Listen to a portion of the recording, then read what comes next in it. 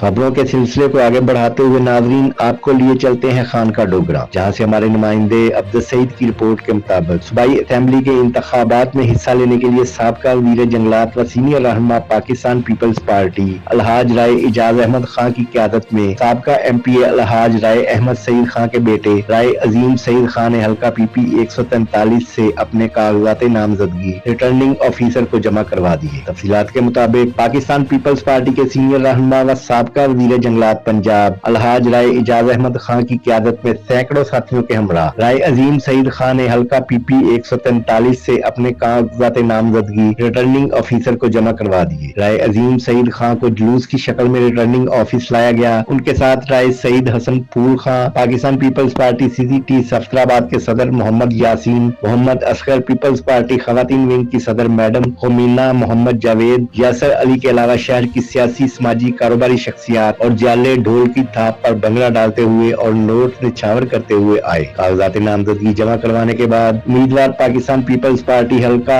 143 राय अजीम सईद ने गुफ्तगू करते हुए कहा कि मैं अपने आबाओ अजदाद के नक्शे कदम पर चलते हुए हल्का की आवाम की खिदमत मेरा मिशन होगा। इस मौका पर जियालों ने जिए भुट्टो, जिए बिलावल जरदारी के नारे भी लगाए।